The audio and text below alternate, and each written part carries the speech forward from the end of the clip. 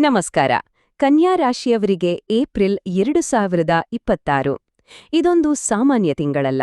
ಇದು ಸವಾಲು ಮತ್ತು ಯಶಸ್ಸಿನ ಒಂದು ರೋಚಕ ಕಥೆ. ಹಾಗಾದ್ರೆ ಗ್ರಹಗಳು ನಿಮಗಾಗಿ ಏನೆಲ್ಲ ಪ್ಲಾನ್ ಮಾಡಿವೆ ಅಂತ ನೋಡೋಣ ಬನ್ನಿ. ಒಂಥರ ಪ್ರೆಷರ್ ಫೀಲ್ ಆಗ್ತಿದ್ಯಾ? ಆದ್ರೆ ಏನೋ ಒಂದು ದೊಡ್ಡ ಬದಲಾವಣೆ ಆಗತ್ತೆ ಅನ್ನೋ ಸೂಚನೆನೂ ಸಿಗ್ತಿದ್ಯಾ? ಹೌದು, ನಿಮ್ಮ ಆ ಫೀಲಿಂಗ್ ಏಕ್ದಮ್ ಸರಿ. ಈ ತಿಂಗಳ ಗ್ರಹಗಳ ಸ್ಥಾನವೇ ಹಾಗೇ ಇದೆ.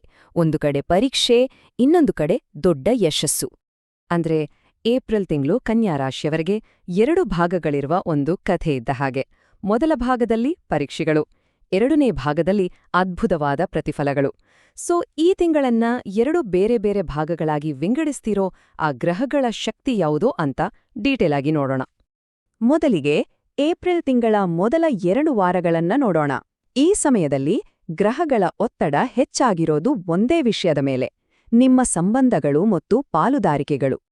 ನೋಡಿ, ನಿಮ್ಮ 7ನೇ ಮನೆ ಅಂದರೆ ಮೀನರಾಶಿಯಲ್ಲಿ ಒಂದು ರೀತಿ ಗ್ರಹಗಳ ಯುದ್ಧವೇ ನಡೀತಾ ಇದೆ. ಶನಿ ಕರ್ಮಕಾರಕ ಅಲ್ಲೇ ಇದ್ದಾನೆ. ಏಪ್ರಿಲ್ 2ನಿಂದ ಮಂಗಳ ಅಂದ್ರೆ ಯೋಧ ಗ್ರಹ ಅವನೂ ಸೇರ್ಕೊಳ್ತಾನೆ. ಅಷ್ಟೇ ಅಲ್ಲ, ಏಪ್ರಿಲ್ 11ರಿಂದ ನಿಮ್ಮ ಅಧಿಪತಿ ಬುಧನೇ ನೀಚನಾಗುತ್ತಾನೆ. ಜ್ಯೋತಿಷ್ಯದಲ್ಲಿ 7ನೇ ಮನೆ ಅಂದ್ರೆ ಮದುವೆ, ಬಿಸ್ನೆಸ್ ಪಾರ್ಟ್ನರ್ಶಿಪ್, ಕಾನೂನು ಒಪ್ಪಂದಗಳು. ಇಷ್ಟೆಲ್ಲ ಗ್ರಹಗಳು ಒಂದೇ ಕಡೆ ಸೇರಿರೋದ್ರಿಂದ ಈ ಕ್ಷೇತ್ರಗಳಲ್ಲೇ ದೊಡ್ಡ ಸವಾಲುಗಳು ಎದುರಾಗಲಿವೆ. ಪರಿಸ್ಥಿತಿ ಯಾಕೆ ಇನ್ನೂ ಕಷ್ಟ ಆಗುತ್ತೆ ಅಂದ್ರೆ, ನಿಮ್ಮ ರಾಶಿಯ ಅಧಿಪತಿ ಬುಧನೇ ತನ್ನ ಶಕ್ತಿಯನ್ನ ಕಳ್ಕೊಂಡು ನೀಚನಾಗ್ತಾನೆ. ಇದರಿಂದ ಏನಾಗುತ್ತೆ, ನೀವು ಒಳ್ಳೆ ಉದ್ದೇಶದಿಂದ ಏನೋ ಒಂದು ಪರಿಹಾರ ಕೊಡಕ್ ಹೋಗ್ತೀರಾ, ಆದ್ರೆ ಬೇರೆಯವರಿಗೆ ಅದು ಟೀಕೆ ಮಾಡಿದ ಹಾಗೆ, ಕಂಟ್ರೋಲ್ ಮಾಡ್ತಿದ್ದೀರಾ ಅನ್ನೋ ಹಾಗೆ ಕಾಣಿಸುತ್ತೆ. ಸಣ್ಣ ತಪ್ಪು ತಿಳುವಳಿಕೆಗಳು ದೊಡ್ಡ ಜಗಳಕ್ಕೆ ಕಾರಣ ಆಗೋ ಸಾಧ್ಯತೆ ತುಂಬಾ ಹೆಚ್ಚಿರುತ್ತೆ. ಹಾಗಾಗಿ ತಿಂಗಳ ಮೊದಲಾರ್ಧದಲ್ಲಿ ಮದುವೆ ಇರ್ಲಿ, ಬಿಸ್ನೆಸ್ ಪಾರ್ಟ್ನರ್ಶಿಪ್ ಇರ್ಲಿ, ಎಲ್ಲ ಕಡೆ ಒತ್ತಡ ಜಾಸ್ತಿ ಇರುತ್ತೆ. ಕಮ್ಯುನಿಕೇಷನ್ ಗ್ಯಾಪ್ಸ್, ಹೊಸ ಡೀಲ್ಗಳಲ್ಲಿ ಅಡೆತಡೆಗಳು, ನಿರ್ಧಾರ ತಗೊಳ್ಳಕ್ಕೆ ಕನ್ಫ್ಯೂಷನ್, ಅಷ್ಟೇ ಅಲ್ಲ, ಈಗೋ ಕ್ಲಾಶ್ ಆಗೋ ಸಾಧ್ಯತೆನೂ ಇದೆ. ಸೊ ಈ ಸಮಯದಲ್ಲಿ ತಾಳ್ಮೆ ಮತ್ತು ಸಂಯಮ ತುಂಬಾ ಮುಖ್ಯ. ಹೊಸ ಒಪ್ಪಂದಗಳಿಗೆ ಸಹಿ ಹಾಕೋದು ಅಥವಾ ವಾದಗಳನ್ನ ಗೆಲ್ಲೋಕೆ ಹೋಗೋದು ಎರಡೂ ಒಳ್ಳೆಯದಲ್ಲ.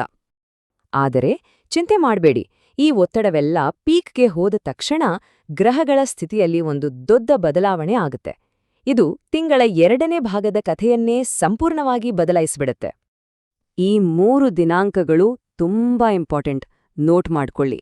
ಏಪ್ರಿಲ್ 11ಕ್ಕೆ ಬುಧ ನೀಚನಾದಾಗ ಕಮ್ಯುನಿಕೇಷನ್ ಸಮಸ್ಯೆಗಳು ತುತ್ತ ತುದಿಗೆ ತಲುಪುತ್ತೆ. ಆದ್ರೆ ಏಪ್ರಿಲ್ 14ಕ್ಕೆ ಸೂರ್ಯ ಉಚ್ಚನಾಗ್ತಿದ್ದ ಹಾಗೆ ಹಠಾತ್ ಲಾಭ ತರುವ ಒಂದು ಅದ್ಭುತ ಯೋಗ ಶುರುವಾಗುತ್ತೆ. ಮತ್ತೆ ಏಪ್ರಿಲ್ 19ಕ್ಕೆ ಶುಕ್ರ ತನ್ನದೇ ಮನೆಗೆ ಬರ್ತಿದ್ದ ಹಾಗೆ ಅದೃಷ್ಟ ಮತ್ತು ಸಂಪತ್ತಿನ ಸುರಿಮಳೆಯಾಗತ್ತೆ. ಅಕ್ಷರಶಃ ಈ 3 ದಿನಗಳಲ್ಲಿ ತಿಂಗಳ ಗೇಮೇ ಚೇಂಜ್ ಆಗುತ್ತೆ. ಏಪ್ರಿಲ್ 14ಕ್ಕೆ ಆಗೋ ಆ ಅದ್ಭುತ ಯೋಗ ಯಾವುದು ಗೊತ್ತಾ? ಅದೇ ವಿಪರೀತ ರಾಜಯೋಗ. ಇದರರ್ಥ ಸಿಂಪಲ್: ಬೇರೆಯವರ ನಷ್ಟ ನಿಮಗೆ ಲಾಭವಾಗತ್ತೆ. ಇದು ಹೇಗೆ ಕೆಲಸ ಮಾಡುತ್ತೆ ಅಂದ್ರೆ, ನಿಮ್ಮ 8ನೇ ಮನೆಯಲ್ಲಿ ಅಂದ್ರೆ ಹಠಾತ್ ಘಟನೆಗಳ ಮನೆಯಲ್ಲಿ ಸೂರ್ಯ ಉಚ್ಚನಾಗ್ತಾನೆ. ಗ್ರಹ ಉಚ್ಚನಾಗೋದು ಅಂದ್ರೆ ಅದು ತನ್ನ ಫುಲ್ ಪವರ್ನಲ್ಲಿರುತ್ತೆ ಅಂತ. ಇದ್ರಿಂದ ನಿಮ್ಗೆ ಇನ್ಶೂರೆನ್ಸ್, ಸೆಟಲ್ಮೆಂಟ್ ಅಥವಾ ಪಿತ್ರಾರ್ಜಿತ ಆಸ್ತಿಯಿಂದ ಅನಿರೀಕ್ಷಿತವಾಗಿ ದೊಡ್ಡ ಹಣಕಾಸಿನ ಲಾಭ ಸಿಗೋ ಸಾಧ್ಯತೆ ಇದೆ. ಇನ್ನೊಂದು ಗುಡ್ ನ್ಯೂಸ್: ಏಪ್ರಿಲ್ 19 ಇದನ್ನ ನಿಮ್ಮ ಗೋಲ್ಡನ್ ಡೇ ಅಂತಾನೆ ಹೇಳ್ಬೋದು. ಯಾಕಂದ್ರೆ ನಿಮ್ಮ ಸಂಪತ್ತು ಮತ್ತು ಅದೃಷ್ಟದ ಗ್ರಹವಾದ ಶುಕ್ರ ತನ್ನದೇ ಆದ ವೃಷಭ ರಾಶಿಗೆ ಬರ್ತಾನೆ. ಇದು ನಿಮ್ಮ ಎಲ್ಲಾ ಆರ್ಥಿಕ ಕಷ್ಟಗಳಿಗೆ ಒಂದು ಅಂತ್ಯ ಹಾಡುತ್ತೆ. ನಿಮ್ಮ ಅದೃಷ್ಟ ಹೆಚ್ಚಾಗುತ್ತೆ, ಬರಬೇಕಾಗಿದ್ದ ಹಳೆ ದುಡ್ಡು ವಾಪಸ್ ಬರುತ್ತೆ, ಮತ್ತೆ ಮಾತಿನಿಂದಲೇ ಆರ್ಥಿಕ ವಿಷಯಗಳನ್ನ ಸುಲಭವಾಗಿ ಬಗೆಹರಿಸ್ಕೊಳ್ತೀರಿ. ಸರಿ, ಇದಿಷ್ಟು ಕನ್ಯಾ ರಾಶಿಯವರಿಗೆ ಒಂದು ಜನರಲ್ ಪ್ರೆಡಿಕ್ಷನ್. ಆದ್ರೆ ಕನ್ಯಾ ರಾಶಿಯಲ್ಲೇ ಬರೋ 3 ಬೇರೆ ಬೇರೆ ನಕ್ಷತ್ರಗಳ ಮೇಲೆ ಇದರ ಪರಿಣಾಮ ಹೇಗಿರುತ್ತೆ? ಉತ್ತರ ಫಲ್ಗುಣಿ, ಹಸ್ತ ಮತ್ತು ಚಿತ್ತಾ ನಕ್ಷತ್ರದವರಿಗೆ ಈ ತಿಂಗಳು ಹೇಗಿರುತ್ತೆ ಅಂತ ಈಗ ನೋಡೋಣ. ಮೊದಲಿಗೆ ಉತ್ತರ ಫಲ್ಗುಣಿ ನಕ್ಷತ್ರ. ಈ ನಕ್ಷತ್ರದ ಅಧಿಪತಿ ಸೂರ್ಯ. ಹಾಗಾಗಿ ತಿಂಗಳ ಆರಂಭದಲ್ಲಿ ಸೂರ್ಯನ ಶಕ್ತಿ ಕಡಿಮೆ ಇರೋದ್ರಿಂದ ಅದನ್ನ ನಿಭಾಯಿಸ್ಕೊಂಡು ಹೋದ್ರೆ ಬೇರೆ ಗ್ರಹಗಳ ಸಂಪೂರ್ಣ ಬೆಂಬಲ ಸಿಗುತ್ತೆ. ಅದೇ ಇಲ್ಲಿರೋ ಕೀ. ನೋಡಿ, ಏಪ್ರಿಲ್ 14ರವರೆಗೆ ಸೂರ್ಯ ವಧ ತಾರೆಯಲ್ಲಿ ಇರೋದ್ರಿಂದ ಅಡೆತಡೆಗಳು ಬರ್ಬೋದು.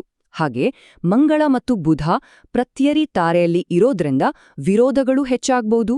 ಈ ನಕ್ಷತ್ರ ದೋಷಗಳ ಪ್ರಭಾವ ಕಡಿಮೆ ಮಾಡೋಕೆ ಇಲ್ಲಿ ಕೊಟ್ಟಿರೋ ನಿರ್ದಿಷ್ಟ ಮಂತ್ರಗಳನ್ನ ಪಠಿಸೋದು ತುಂಬಾ ಸಹಾಯ ಮಾಡುತ್ತೆ. ಈ ಮಂತ್ರಗಳು ಆ ನೆಗೆಟಿವ್ ಎನರ್ಜಿಯನ್ನ ಶಾಂತಗೊಳಿಸಿ ದಾರಿಯನ್ನ ಸುಗಮಗೊಳಿಸ್ತವೆ. ಆದ್ರೆ ನೆನಪಿಡಿ, ತಿಂಗಳ ಆರಂಭದ ಸವಾಲುಗಳನ್ನ ಬಿಟ್ರೆ ನಿಮ್ಮ ಸಪೋರ್ಟ್ ಸಿಸ್ಟಮ್ ತುಂಬಾ ಸ್ಟ್ರಾಂಗ್ ಆಗಿದೆ. ಶನಿ, ರಾಹು, ಕೇತುಗಳೆಲ್ಲ ತಿಂಗಳು ಪೂರ್ತಿ ನಿಮ್ಗೆ ಸಪೋರ್ಟ್ ಮಾಡ್ತಾರೆ. ಏಪ್ರಿಲ್ 14th ನಂತರ ನಿಮ್ಮ ಅಧಿಪತಿ ಸೂರ್ಯನೇ ಪವರ್ಫುಲ್ ಆಗಿ ಸಹಾಯಕ್ಕೆ ಬರ್ತಾನೆ. ಹಾಗಾಗಿ ಆರಂಭದ ದಿನಗಳಲ್ಲಿ ಸ್ವಲ್ಪ ತಾಳ್ಮೆಯಿಂದ ಇದ್ರೆ ತಿಂಗಳ ಉತ್ತರಾರ್ಧದಲ್ಲಿ, ವಿಶೇಷವಾಗಿ ಕಾಂಟ್ರಾಕ್ಟ್ ವಿಷಯಗಳಲ್ಲಿ ದೊಡ್ಡ ಯಶಸ್ಸು ಖಂಡಿತ. ಈಗ ಹಸ್ತ ನಕ್ಷತ್ರದವರ ಬಗ್ಗೆ ನೋಡೋಣ. ಈ ನಕ್ಷತ್ರದ ಅಧಿಪತಿ ಚಂದ್ರ.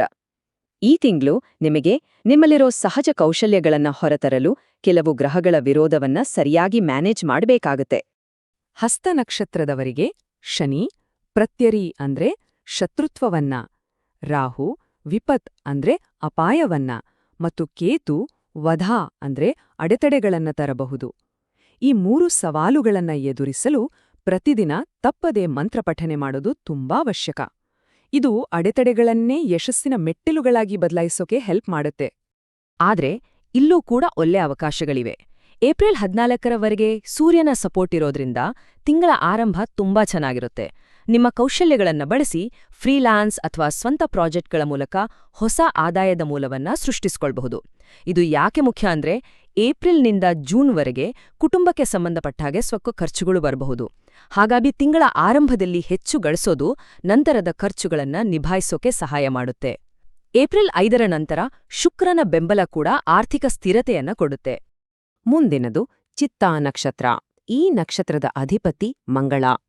ಚಿತ್ತಾ ನಕ್ಷತ್ರದವರಿಗೆ ತಿಂಗಳ ಆರಂಭದಲ್ಲಿ ಸ್ವಲ್ಪ ಗೊಂದಲ ಇದ್ರೂ ದೊಡ್ಡ ಗ್ರಹಗಳ ಬಲವಾದ ಸಪೋರ್ಟ್ ಇರೋದ್ರಿಂದ ಅದನ್ನ ಸುಲಭವಾಗಿ ದಾಟಿ ಮುಂದೆ ಹೋಗಬಹುದು. ಚಿತ್ತಾ ನಕ್ಷತ್ರದವರಿಗೂ ಸೂರ್ಯ, ಮಂಗಳ, ಬುಧ, ಗುರುಗಳಿಂದ ಪ್ರತ್ಯರಿ ಮತ್ತು ವಿಪತ್ತಾರೆಗಳ ಸವಾಲಿದೆ. ಅದಕ್ಕೆ ಬೇಕಾದ ಪರಿಹಾರ ಮಂತ್ರಗಳನ್ನ ಇಲ್ಲಿ ನೀಡಲಾಗಿದೆ. ಆದರೆ ನೆನಪಿಡಿ, ಸಣ್ಣಪುಟ್ಟ ಸವಾಲುಗಳು ಬಂದ್ರೂ ದೊಡ್ಡ ಗ್ರಹಗಳಾದ ಶನಿ, ರಾಹು, ಕೇತುಗಳು ನಿಮ್ಮ ಪರವಾಗಿಯೇ ಇವೆ. ಚಿತ್ತಾ ನಕ್ಷತ್ರದವರಿಗೆ ಇದು ನಿಜಕ್ಕೂ ಪವರ್ ಪ್ಲೇಯ ಸಮಯ. ಶನಿ, ರಾಹು, ಕೇತು 3 ಗ್ರಹಗಳು ಅತ್ಯುತ್ತಮ ಸ್ಥಾನದಲ್ಲಿವೆ. ಅದರಲ್ಲೂ ರಾಹು ಸಂಪತ್ತನ್ನ ತಂದುಕೊಡುವ ಸ್ಥಾನದಲ್ಲಿಯೇ ಇದ್ದಾನೆ. ಅಂದ್ರೆ ಹಠಾತ್ ವೃತ್ತಿ ಬೆಳವಣಿಗೆ, ಹಣಕಾಸಿನ ಲಾಭ ಆಗೋ ಸಾಧ್ಯತೆ ತುಂಬಾ ಇದೆ. ಆದ್ರೆ ವರ್ಷದ ಮಧ್ಯದಲ್ಲಿ ಸ್ವಲ್ಪ ಸುಸ್ತು ಅನಿಸಬಹುದು. ಹಾಗಾಗಿ ಏಪ್ರಿಲ್ನಿಂದ ಜೂನ್ವರೆಗೆ ವಿಶ್ರಾಂತಿಗೆ ಗಮನ ಕೊಡಿ. ಏಪ್ರಿಲ್ ಮಧ್ಯದ ನಂತರ ವೃತ್ತಿಜೀವನದಲ್ಲಿ ದೊಡ್ಡ ಪ್ರಗತಿ ಕಾಣೋದು ಗ್ಯಾರಂಟಿ. ಸರಿ, ಇಷ್ಟೆಲ್ಲ ಕೇಳಿದ್ಮೇಲೆ ಈ ತಿಂಗಳನ್ನ ಹೇಗೆ ಪ್ಲಾನ್ ಮಾಡ್ಬೇಕು ಅಂತ ನೋಡೋಣ. ಬನ್ನಿ, ಒಂದು ಸ್ಪಷ್ಟವಾದ ಆಕ್ಷನ್ ಪ್ಲಾನ್ ರೆಡಿ ಮಾಡೋಣ. ಇದು ತುಂಬಾ ಸಿಂಪಲ್. 3 ಸ್ಟೆಪ್ಸ್. ಮೊದಲನೇ ಹಂತ, ಏಪ್ರಿಲ್ 14ರವರೆಗೆ ತಾಳ್ಮೆಯಿಂದ ಇರಿ. ಕಮ್ಯುನಿಕೇಷನ್ನಲ್ಲಿ ಕ್ಲಿಯರ್ ಆಗಿ ಇರಿ. ಹೊಸ ಅಗ್ರಿಮೆಂಟ್ಸ್ಗೆ ಸೈನ್ ಮಾಡೋಕೆ ಹೋಗ್ಬೇಡಿ. 2ನೇ ಹಂತ, ಏಪ್ರಿಲ್ 14ರ ನಂತರ. ಇದು ಆಕ್ಷನ್ ತಗೋಬೇಕಾದ ಸಮಯ. ಪ್ರಮೋಷನ್ ಕೇಳಿ, ಹೊಸ ಪ್ರಾಜೆಕ್ಟ್ ಶುರು ಮಾಡಿ, ಹಣಕಾಸಿನ ಅವಕಾಶಗಳನ್ನ ಬಳಸ್ಕೊಳ್ಳಿ. 3ನೇ ಮತ್ತು ಅತಿ ಮುಖ್ಯವಾದ ಹಂತ, ನಿಮ್ಮ ನಕ್ಷತ್ರಕ್ಕೆ ಹೇಳಿದ ಮಂತ್ರವನ್ನ ತಪ್ಪದೆ ಪಠಿಸಿ. ಇಷ್ಟನ್ನ ಮಾಡಿದ್ರೆ ಸಾಕು, ಈ ತಿಂಗಳ ಸಂಪೂರ್ಣ ಲಾಭವನ್ನ ಪಡೆಯಬಹುದು. ಇದಿಷ್ಟು ನಿಮ್ಮ ನಕ್ಷತ್ರಕ್ಕೆ ಸಂಬಂಧಪಟ್ಟಿದ್ದು. ಇದರ ಜೊತೆಗೆ ಎಲ್ಲಾ ಕನ್ಯಾ ರಾಶಿಯೋರು ಪಾಲಿಸಬಹುದಾದ ಕೆಲವು ಸಾಮಾನ್ಯ ಪರಿಹಾರಗಳೂ ಇವೆ. ಬುಧನ ಪ್ರಭಾವ ಕಡಿಮೆ ಮಾಡಲು ಬುಧವಾರ ಹಕ್ಕಿಗಳಿಗೆ ಅಥವಾ ಹಸುಗಳಿಗೆ ಹೆಸರುಬೇಳೆ ಕೊಡಿ. ಸಂವಹನವನ್ನ ಬಲಪಡಿಸಲು ವಿಷ್ಣು ಸಹಸ್ರನಾಮ ಪಠಿಸಿ. ಮತ್ತೆ ಪಾಲುದಾರಿಕೆಯಲ್ಲಿ ಜಗಳ ಕಡಿಮೆಯಾಗಲು ಮಂಗಳವಾರ ರಾಹುಕಾಲದಲ್ಲಿ ದುರ್ಗಾದೇವಿಗೆ ದೀಪ ಹಚ್ಚಿ. ಇವು ನಿಮ್ಗೆ ಒಂದು ಎಕ್ಸ್ಟ್ರಾ ಸಪೋರ್ಟ್ ಕೊಡುತ್ತೆ. ಹಾಗಾದ್ರೆ ಈ ತಿಂಗಳು ಗ್ರಹಗಳು ನಿಮ್ಮ ಮುಂದೆ ಇಟ್ಟಿರೋ ಪರೀಕ್ಷೆಗಳನ್ನ ನಿಮ್ಮ ಜೀವನದ ದೊಡ್ಡ ಯಶಸ್ಸಾಗಿ ಹೇಗೆ ಬದಲಾಯಿಸ್ಕೊಳ್ತೀರಿ? ಈ ಜ್ಞಾನದೊಂದಿಗೆ ಏಪ್ರಿಲ್ ತಿಂಗಳ ಈ ಗ್ರಹಗಳ ಆಟದ ಮೈದಾನ ನಿಮ್ಮ ವಿಜಯದ ಕ್ಷೇತ್ರವಾಗಲಿದೆ. ಸರಿಯಾದ ಸಮಯದಲ್ಲಿ ಸರಿಯಾದ ಹೆಜ್ಜೆ ಇಡೋದಷ್ಟೇ ಮುಖ್ಯ.